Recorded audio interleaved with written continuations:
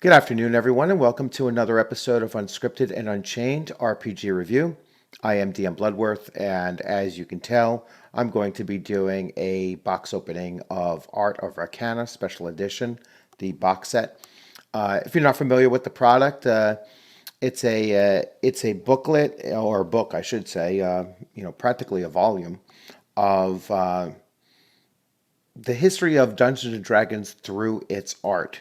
And I have not personally seen the book itself. I've seen some images of it online, and when I first really started taking a closer look at it was last week, and I decided, you know what, I really want this for my collection.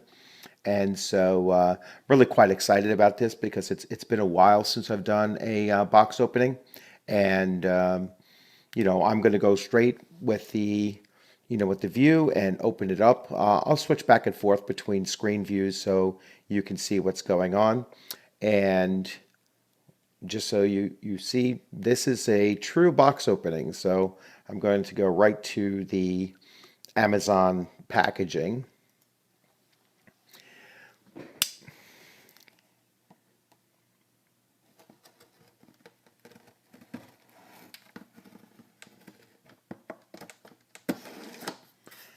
The box itself was pretty hefty. I was actually quite surprised. You know, it it probably weighs, I'd say, at least 5 pounds.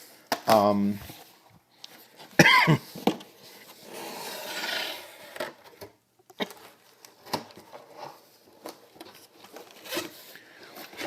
and so we'll just place that down there. So, I mean, this thing is hefty. All right. There's some more packaging. It's pretty packed up pretty well. Excuse me. I always cough when I do these things.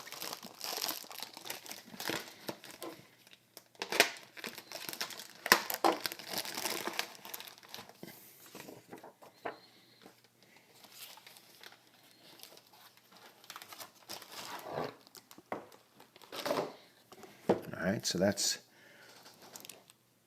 packaging number 2.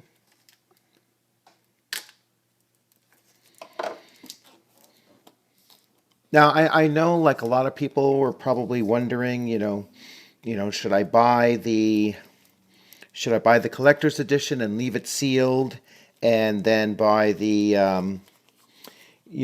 regular edition of the booklet and just use that.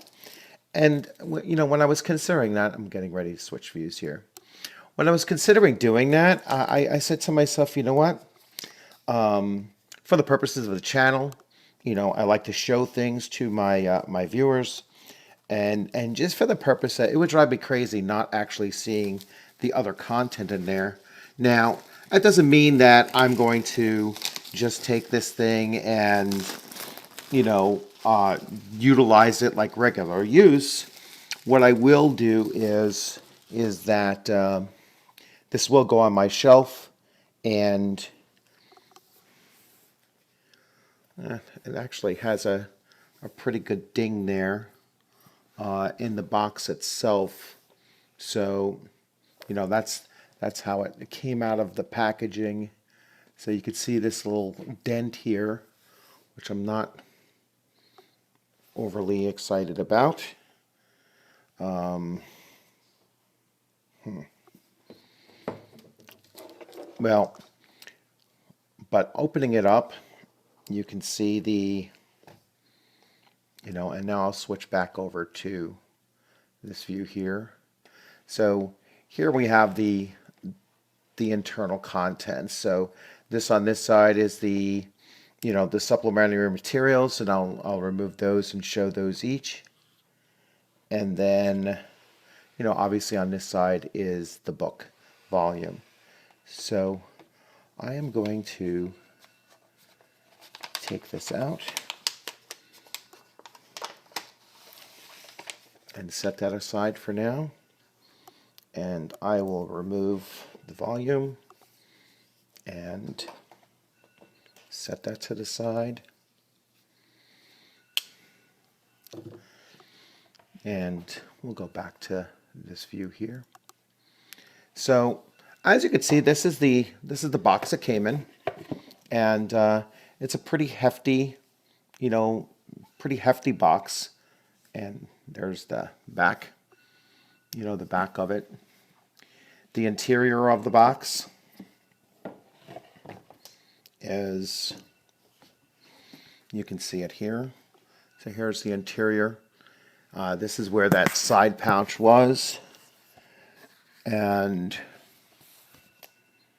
unfortunately, you can see, like right here is where that dent was on the outer portion. So, I'm not sure what I can possibly do about that. Sending things back to Amazon is a bit of a to-do.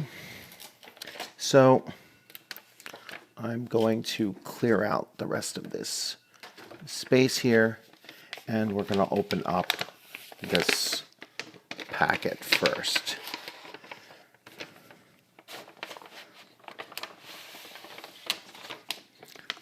So the packet here, and I'm just going to go in order. So the first thing that's in the packet is it's basically the art of the Tomb of Horrors module. So the original 1975 tournament module. And this is where I'll switch to camera view so you can start seeing these things.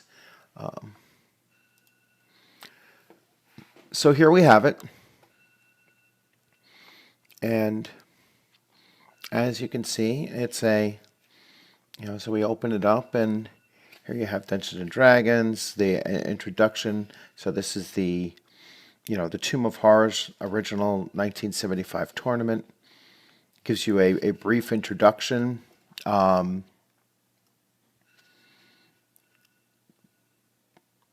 This seems to be like a synopsis of the adventure itself. And it goes along. It's like notes. It's like the creator's notes. So Gary Gygax's notes of of what's supposed to go on throughout the adventure. Looks like 33 main notes. So here we have some of the original artwork, and these are just like the drafts, obviously. So you could start to see, some of the rough drafts of the final artwork that would be in the book, or perhaps this is the artwork, the very famous wall decoration that was a sphere of annihilation, and so on. This was one of the puzzle. I mean, it's probably been 30 years since I've actually gone through the Tomb of Horrors, so my recollection of it is quite a bit off. Actually, probably been more than 30 years. But a very nice little booklet here. Shows a lot of the original sketches, and potentially some of the finished artwork. The appendix is by Alan Lucian. And so you can see some of the notes on, on the map. Notes that this might have been the tournament notes, as players were running through. Like I said, I just opened it myself, so, I haven't had a chance to actually read through any of this. So now we come to the posters and color plates. So obviously this is the Keep on the Borderlands, very, I would call it an iconic image of Dungeons and Dragons. I mean, this is the adventure that, most of us, began with. I mean, there was the one introductory adventure, into the unknown. This here, I'll read them off. So this here is a painting, cover painting, The World of Greyhawk by Jeff Easley. Although the Keep on the Borderlands was by Jim Rosloff. All right, so this is Jeff Easley, and so if you had The World of Greyhawk, the box set, this was the cover art of that. I mean, the one thing about Dungeons and Dragons art is that it really was at the pinnacle. Their artists were sometimes discovered for Dungeons and Dragons, but they were by far like some of the best fantasy artists around. I mean, they really did you know create the industry for it, and just amazing, amazing artwork associated with Dungeons and Dragons. So this is a cover painting, The Sword of Deceit by Keith Parkinson. So here we go.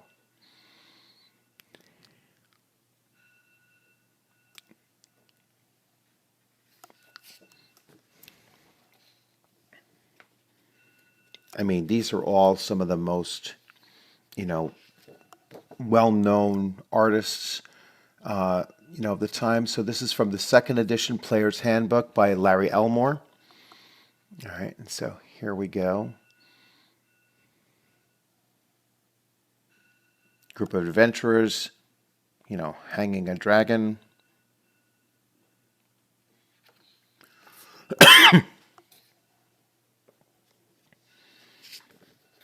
Now this here is one that's a little bit larger. So this is The Forge of Fury by Todd Lockwood. And let's see. So this one here, actually it's quite long. It's twice the size of the other ones, but it's a vertical, fold in it. So I should say horizontal fold, but it goes. So a black dragon and a group of adventurers fighting a black dragon.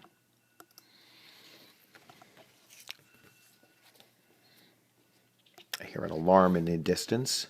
So here's the next one. This is the cover painting of the Player's Handbook 1978 by Dave Trampier. And once again, very classic. I would even say iconic image of Dungeons and Dragons. I mean, here's the full, the front and back, of it. These men here dragging a lizard, possibly a lizard man or just some kind of a lizard along the way.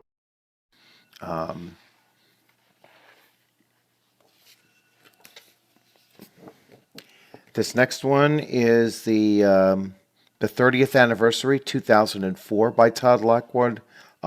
Just Dungeons and Dragons 30th anniversary, and you can see a number of images that are, here's a beholder, adventure parties, planning to do, to enter a dungeon, the Player's Handbook statue up here, which I believe was an Afridi.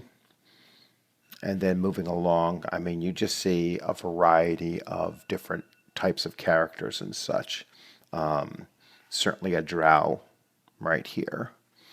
And once again, by Todd Lockwood.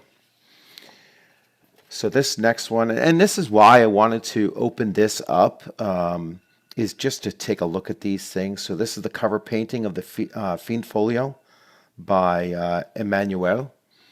And here we go. And once again, the back cover.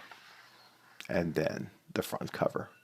Very iconic image.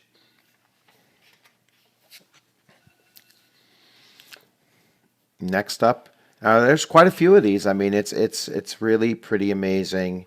So this is the Dungeon Masters. This is going to be the Dungeon Masters screen, and this is by Dave Trampier, 1979. So Once again, if you're old school Dungeons and Dragons, I mean, this is an image that, we have all seen tens of thousands of times. I mean, it's just that well known and stands out. I think that even, I think that even people that, didn't play Dungeons and Dragons very much, when they do see this, they're going to associate it with Dungeons and Dragons. It's just you know, um, a well-known image. And this is probably the largest, this is the largest poster the in the collection, and I'm really trying to handle this as gingerly as possible. Yeah, so this particular one is, I'm reading upside down. So this is Storm King's Thunder by Chris Ron, 2016. So obviously something fairly recently. This is in the time frame of Dungeons and Dragons 5th edition, and you can see I guess it's a storm giant's head has been severed. Let's see if I can angle that so you can actually see that. A little bit hard to see. I'll switch. So I mean, this is a fairly large poster. You can see here, and I'll just pan it across so that you can see the entire image. And there's the giant's head, and obviously the giant slayers standing next to it. So, I mean, overall, these alone, the images alone, and the small booklet, pretty pretty cool stuff. Really happy with this. I'm gonna put these back into its sleeve, and then we will take a look at the larger volume separately.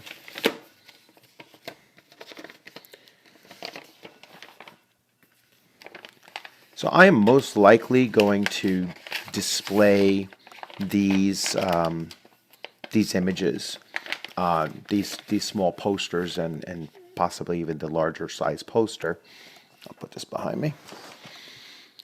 So now the volume. So here's the book, and as you can see, it is pretty heavy duty, and the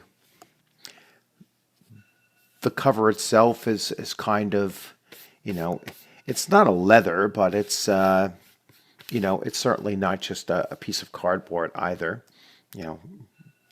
Very well known mimic, and a dragon's head on the front. So I'm going to just preview through some of these pages here so that you can, see the quality of it. So the inside cover is the village of Hamlet in a very charcoal kind of view. And so we have a beholder here, and this is really the cover art of let's see if I can angle this better for you. There we go. So this is the cover art of the non-special edition version of it. And you could start to see, some of the images. So there's I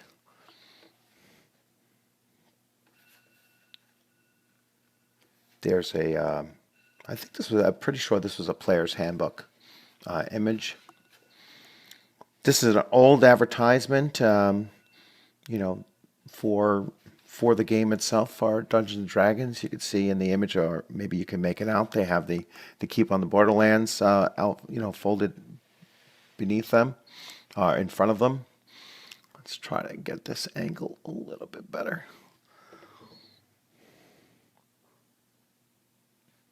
All right, so a forward by Joe Manganiello. the actor, and I really can't flip back and forth between the different images. So I'm just going to do this side of the booklet when I can, and so right here.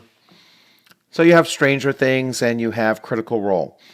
So they're showing some of the what's bringing the game to people today. I know that my girls are big fans of Stranger Things, and mostly because of the boys, obviously. But but my youngest daughter was actually, well, let me look at the games that that these boys were playing at the time, and then she took a look at them. She had some interest in it, but not a whole lot. She'd rather just watch the show. But this, I'm sure, is exposing a lot of people to wanting to play the game, as well as Critical Role and its impact, as well. So and we continue on through the book. So Detect Magic is in the original editions. So here we have the original editions of the of the Dungeons and Dragons books, and you can see Gygax and Arneson.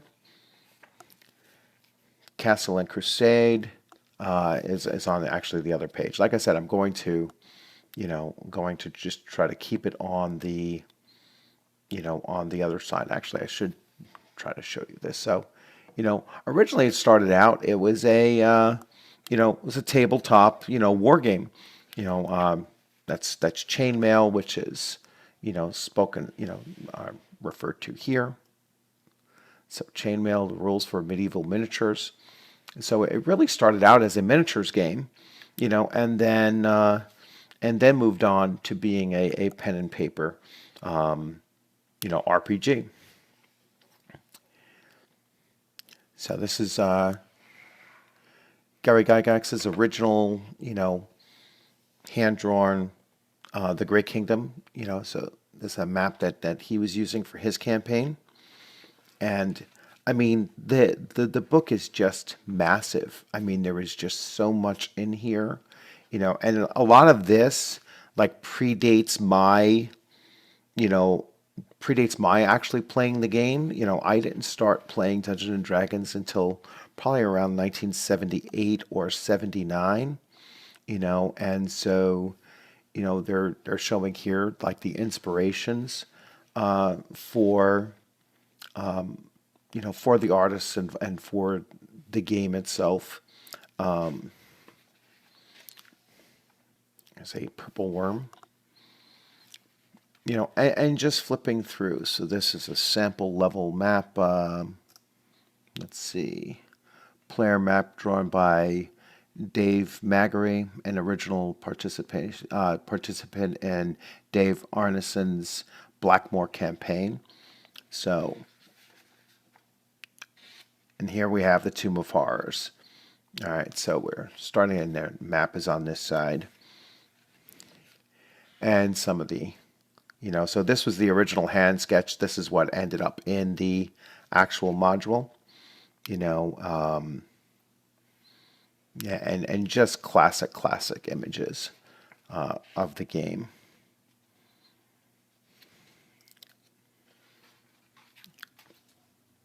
And then just going through. So let me just flash ahead to, perhaps that the era that, I really recall. So I'm just going to move on ahead because, like I said, all of this is prior to my playing the game, and it's not like I started playing the game much after it released. Only by a few years. I mean, Dragon Magazine was probably the only magazine I read back in the day. Back when I was a teenager. Even though I was kind of outdoorsy and everything, I never read like Field and Stream or anything like that, but Dragon Magazine was something that I always, you know, always got a hold of. I remember, this image very, very well. Uh, Clyde Caldwell, and inspired me to play Ranger character for probably the first time, that I had played one.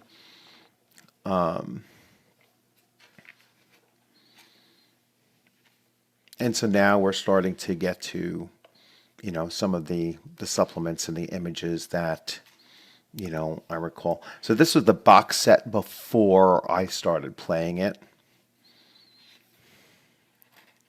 And, here's the first Monster Manual cover that I had. And so this is really what I started with as far as the Advanced Dungeons and Dragons is concerned. So this was my set. So we go here and, you know, this is most likely, the 1977, you know, um, editions of the game. So this is when I first started playing it. This is, this is the first books that I purchased after my box set.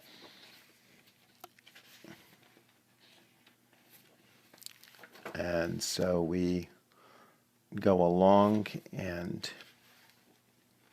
I'm waiting for the first box set. So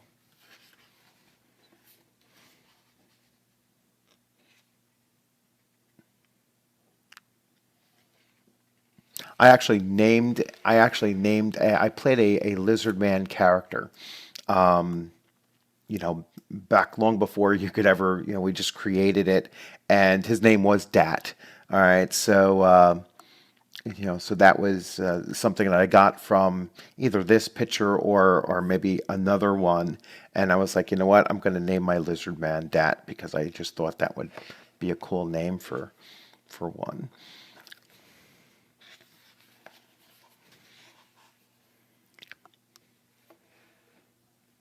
It's a fairly common cartoon that you see a lot of times, the one with the rust monster and the warrior jumping into the wizard's hands.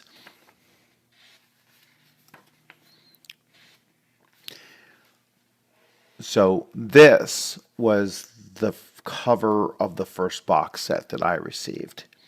That I had purchased. So this is Errol Otis's cover art for the 1981 basic set. So that was my first basic set.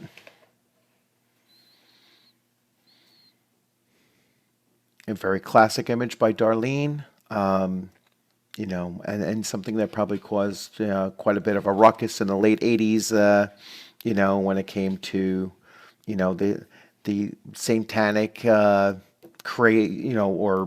fear mongering over the game, and it's images like these that most likely led to that. I mean,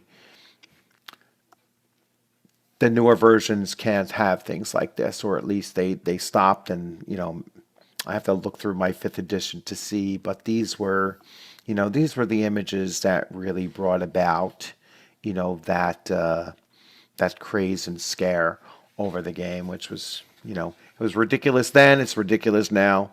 Um, it's it's just something that in our hobbies we have to deal with. There's always some kind of a pushback on whatever young adults or teenagers and young adults get into. There's always some kind of pushback.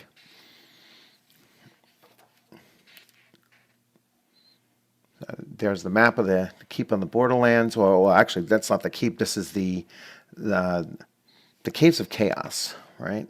Yeah, those are the caves of chaos.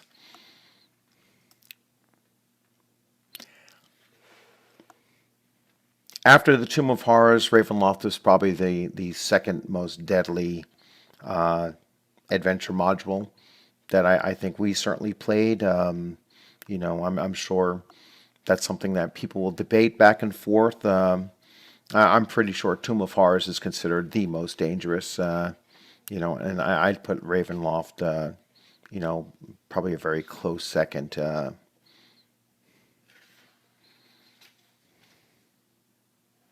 Some of these images I'm just not used to seeing. It's been so long since I've seen some of these, or perhaps I didn't have them. Um, I wasn't very big on. First of all, I wasn't a dungeon master, so I wasn't buying many of these modules. My friend had them, so he was able to go through them, you know, much more than I did.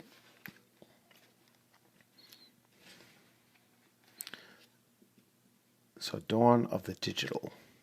So talking about some of the Dungeons and Dragons computer games. Oh my gosh. I actually remember this. I do remember this game. Um, of course, most of the Dungeons and Dragons games back then were, video games or computer games were pretty bad, but almost everything was pretty bad back then too. Um,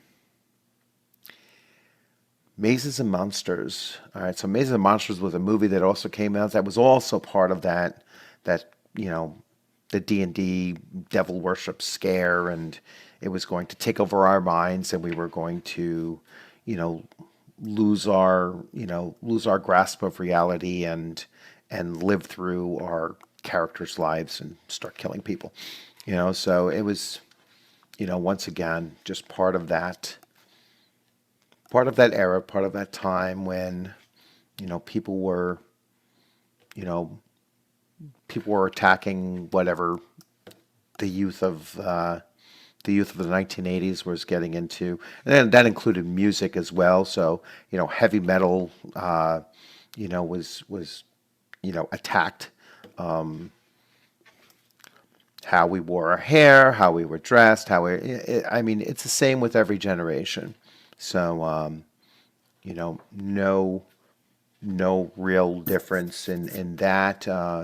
It's just that I think there was more pushback from our generation, back in the 80s. Like there's more, it the the D&D, the satanic cult kind of scare um, never gained too much traction, at least not amongst most of us. Here's the cartoon. And you can actually still get the cartoon. And even though the cartoon was kind of campy and it was, it brought about the comic relief characters, and it was never very serious. Um, it was still, you know, pretty decently done. So the stories were actually pretty cool, and the characters were interesting and diverse, and the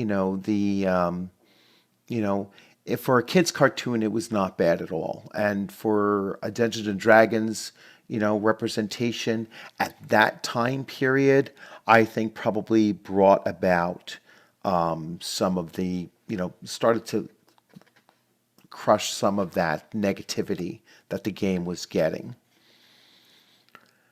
So Dragonlance, I mean, Dragonlance once again is another phase. I would actually say, almost as important as a new addition to the game. I think Dragonlance really took Dungeons and Dragons and brought it to um, a new level in in art, and in writing, and in just in the popularity of the game. I mean, it was unquestionably um, the best series, I think, for the game, because I mean, Ravenloft, they kind of created a series out of it, but I don't think anything really comes close to Dragonlance as far as creating um, a whole new feel for the game. And there we have, there weren't a whole lot of adventures in it, probably about, well, it says here 12, so 12 modules for it, but, its impact, and particularly for the art. I mean, the impact of the art is just unquestionably, right up there with any other, series. if not the best series for Dungeons and Dragons, and just bringing about greater mass appeal. Unearthed Arcana.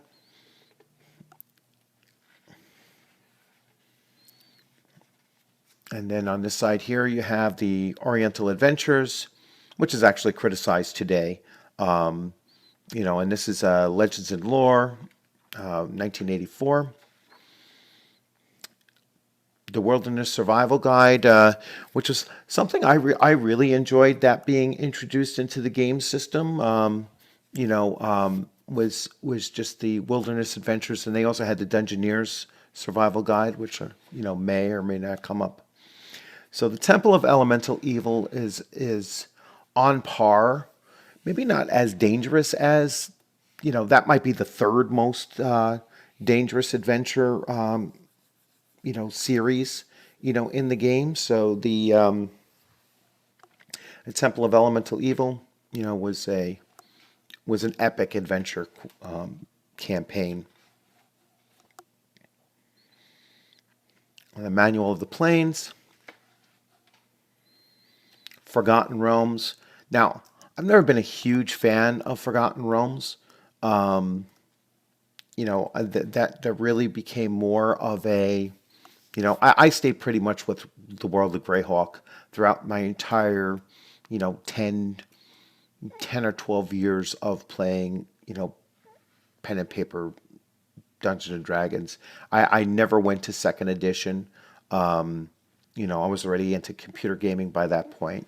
So still just, flipping through and, hitting major things, that just catch my eye.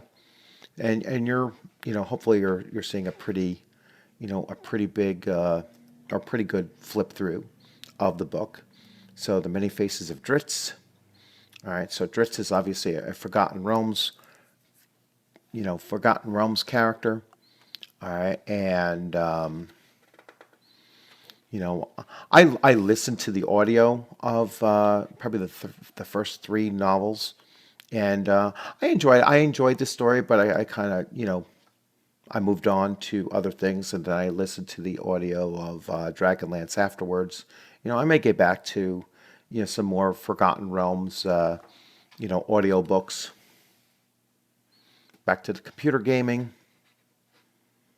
And so they're showing you here some of the translation from, the original Monster Manual, and then the computer game. You have a kobold up on top, which you can barely see. Kobold up on top. There's a goblin down below. Polymorph Self, the second edition. So this is where we get into the editions that I'm not very familiar with. I never, like I said, I never played second edition. This is for Spelljammer, and they have Spelljammer here. So AD&D in space, basically, and they have an evolution of the Mind Flayer here. So you have, I guess it's Rob Ruppel, so the artist of. Oh, well, this is Clyde Caldwell. So, obviously Ravenloft. So, a campaign setting of Hollow World, which I never played, so I'm not familiar with it at all. But I will, read through this book when I have a, very good chance. Dark Sun is another campaign setting that I never really got involved with. And I'm just flipping through. So R.A. Salvatore we have over here, and you start to see the Forgotten Realms and, that connection to Dritz, the Dark Elf Ranger character that, many, many people, might have been introduced to Dungeons and Dragons through that particular character. So there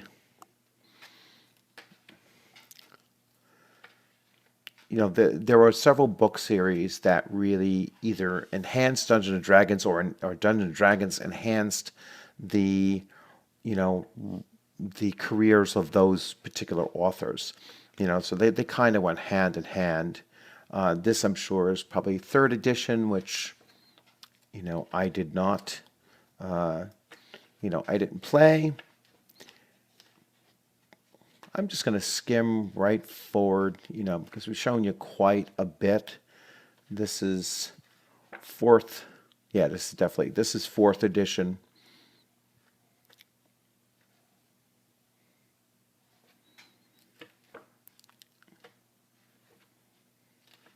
And you could see just going from one edition to the next. I mean, the the quality of the artwork never really wavers at all.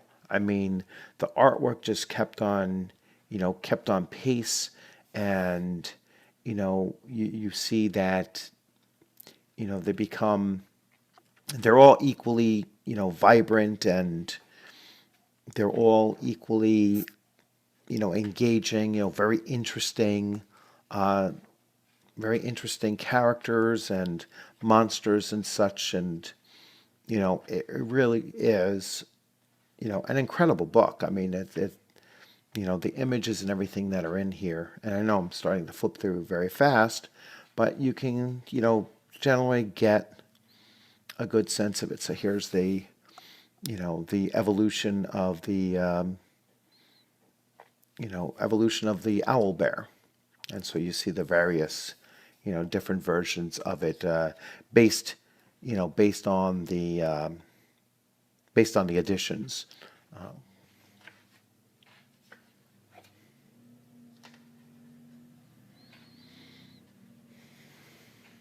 We're not quite to fifth edition, I don't believe. So let's see, the fifth edition. All right, so the Wish. So here we have the fifth edition. And this is when I purchased back into the game again. I picked up the core books of the fifth edition, and and that's when I started looking at the Sword Coast. So I got that particular book because at the time I was playing Sword Coast Legends, and they might actually have a panel of that in here as well. I will look and spend a moment there, but as you can see, there's some more very classic Mimic, certainly updated to today's visuals. Yeah, so here's the Sword Coast, and I'm sure they're going to start getting to that crossover, or at least I hope that they do. The city of Waterdeep right here.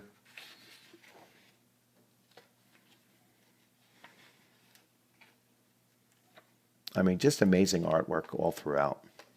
The starter set is over here, so this is the newer edition of the starter set. It's kind of hard to shift the book around, and they put it down in a section that's hard to see.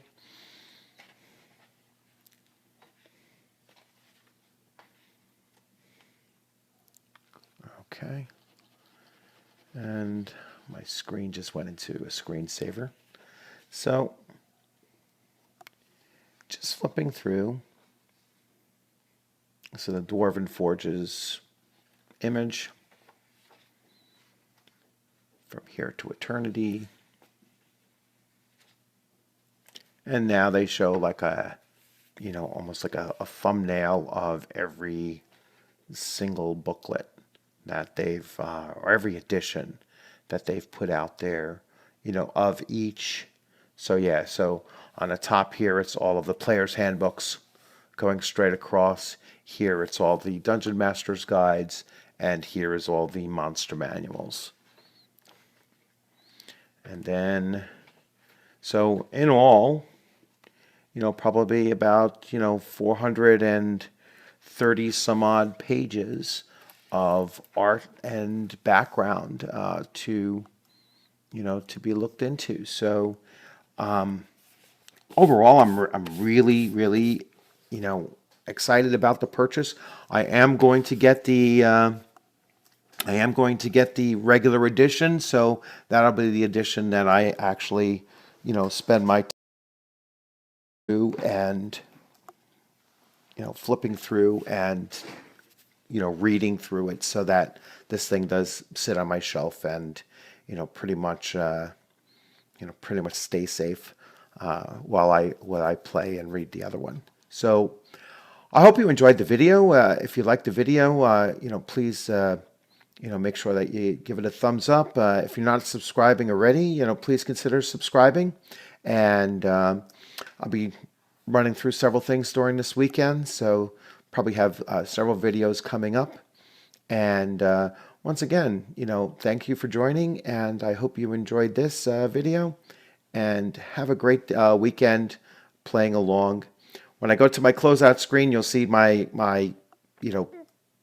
a good portion of my collection, and I'll see where this is going to end up in that image at the end. So you have a good weekend.